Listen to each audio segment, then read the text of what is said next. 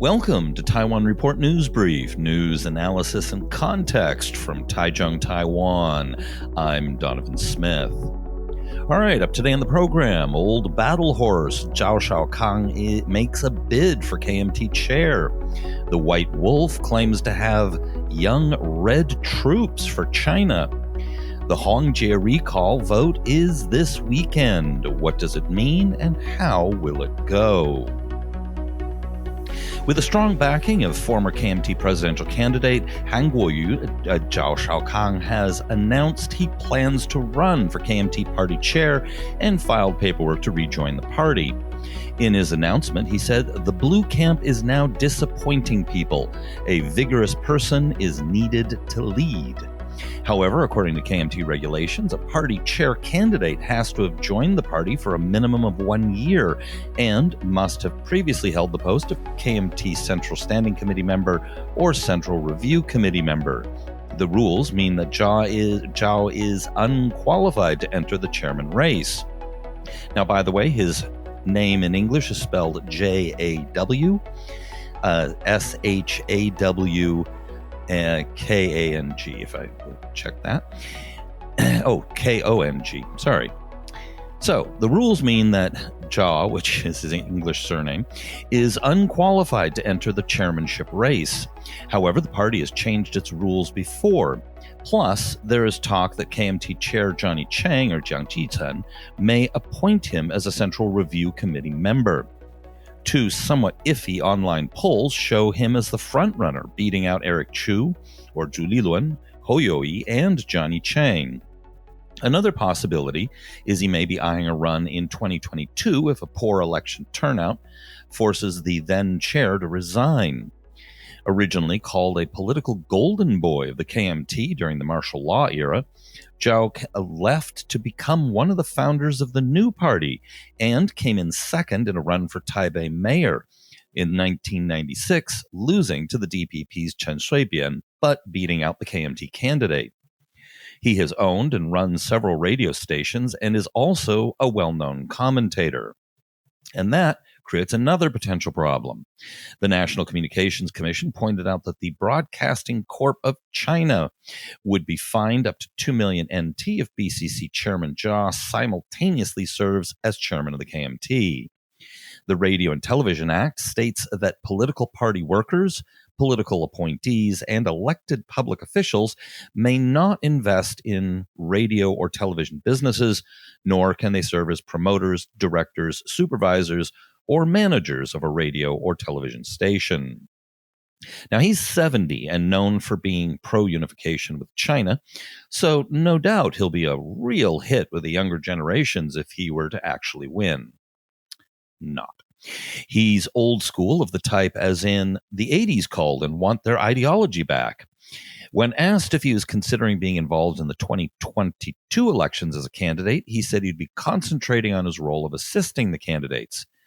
And is he eyeing a run in 2024 for president?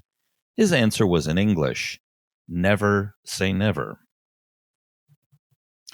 Speaking of pro-unification politicians, in an interview on China National Radio, China Unification Promotion Party founder Zhang Anle said that he has converted young people in central and southern Taiwan, whose political leanings were more toward the pan-green camp, turning them into, quote, red troops who promote unification with China. Quote, "I just took them to a few events and then they became Chinese patriots. Now it is they who are converting the youth and taking them on trips to the motherland." Zhang added one convert told him that he would sacrifice his own life to be a martyr in the fight for unification. "China is my motherland," he said. DPP legislators Fan Yun and Mark He, or He Zhiwei, on Sunday said that Zhang's statements amounted to a public call for Taiwanese to surrender to China and urged authorities to investigate his claims of having recruited young people. So, who are these young people? The most obvious guess is Temple Toughs. Temple Toughs are essentially gangsters associated with temples, and have some linkage to the militias that used to keep local communities safe during clan warfare that was common during the Qing dynasty. Every year, rival gangs show up during the massive Dajia Zhenlan Temple Mazu pilgrimage in downtown Zhanghua City and battle each other out over access to the palanquin that holds the Mazu statue. Today, many temples are intertwined with local KMT patronage factions and gangs. This is in part because they're conservative, and probably more so because temples are the perfect money laundering operations, because laws largely protect them from scrutiny. Money from China to buy influence is known to also flow through temples, and obviously, hence the connection to Zhang Anle and his cup party. Zhang is also known as the White Wolf and cut his teeth as a leader in the Bamboo Union Triad. He was once jailed in the United States for connection with a murder there of a Taiwanese dissident in the 80s at the behest of the KMT. And after later being charged with organized crime in Taiwan, he fled to China, where it appears he got into bed with the United Front. He returned to Taiwan eventually and became a leading pro-unification figure outside the KMT. His background probably would also appeal to those temple toughs. Overall, however, it is highly unlikely that he has made very many converts.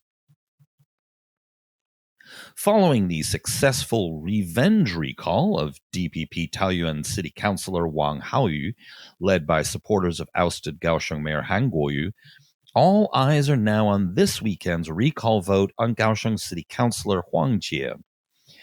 Huang was formerly of the New Power Party and is currently an independent. She became famous for her questioning of Han in the Kaohsiung City Council. Supporters of the recall are going to have a much bigger fight on their hands this time than they did with Wang. Wang made his name for his social media following and parachuted into his former Zhongli district constituency. He was known for his outrageous and offensive social media posts that managed to offend pretty much everyone, including the TPP, the NPP, the TPP, and, of course, the KMT. The DPP didn't lift a finger to defend him, and the recall easily passed. Huang is a totally different character. She's actually from her district, is known as conscientious, a hard worker, and isn't offensive or abusive online. Indeed, as a pro-recall campaign truck drove by, she was photographed holding her hands up in a heart shape, which she said was to show the warmth and love of the people of her Fengshan district. Her opponents put up a poster on one of their campaign trucks using a vulgar slur against her. Interestingly, unlike with Wang, the DPP, under orders from President and Party Chair Tsai Ing-wen herself, is supporting Huang vigorously. Young political stars like the DPP's Enoch Wu or Wu Yinong and fellow former NPP member turned independent Freddie Lim have come to campaign with her. So why is the DPP supporting an independent? The most obvious reasons are that she generally votes with them and, of course, despite the KMT. One other strong possibility comes to mind: to try to recruit her to the DPP. The DPP has successfully recruited Lin Feifan of the Sunflower Protest Movement fame, Enoch Wu, and Fan Yun, formerly leader of the Social Democratic Party.